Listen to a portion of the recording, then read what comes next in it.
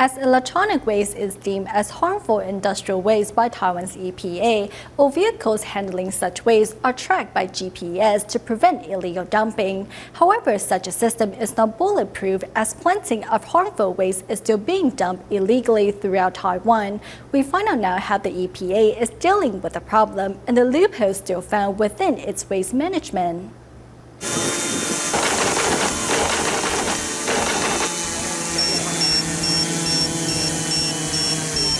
It is difficult for us to catch them in the act because they have built such high fences that we can only rely on drones. Upon discovering the drone in the air, those inside the yard immediately go into hiding, but it's already too late. To catch lawbreakers, the EPA has had to be resourceful.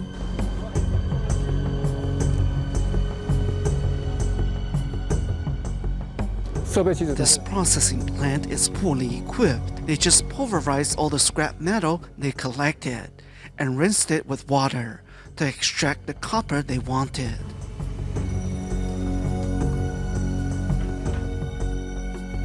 The yard then buried the residual toxic mud right into the ground, which also pollutes the water.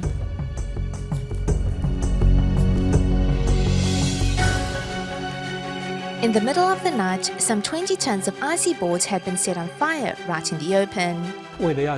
To save on cost, often these illegal businesses will resort to burning the scraps, as this method requires no pulverizing.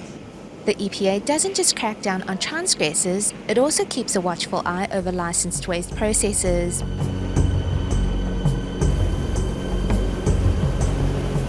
Inside this licensed plant, cables and wirings are first pulverized. The process creates a lot of scrap metal and plastic dust. An illegal business would not have soundproofed their plant, nor will they have a dust collector. The dust, which contains heavy metals and dioxins, is all caught by the dust collector.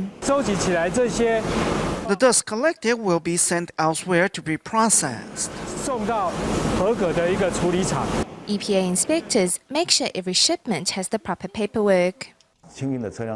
Every dump truck is fitted with GPS for tracking and must submit the proper paperwork.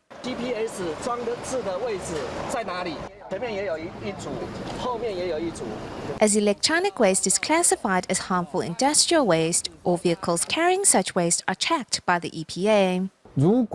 If a vehicle deviates from its original path or stops longer than normal, we will investigate. However, the system is not without holes. In spite of the EPA's efforts, thousands of tons of harmful waste have evaded their watch and been illegally dumped throughout Taiwan, such as here in New Taipei City. Yes, there is the GPS system during transport.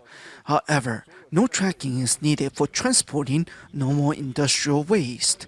If that becomes a reality, we wouldn't have a clue. The EPA is considering reclassifying electronic waste as normal industrial waste, which means tracking by GPS will no longer be necessary.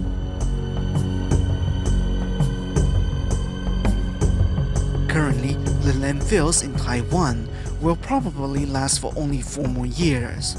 Where will we then store the electronics we are receiving from around the world? The waste that will be produced will affect the capacity of our landfills. Before Taiwan can properly cope with its own electronic waste, the government is already looking to create more problems. Sadly, the consequences will affect all those living here for generations.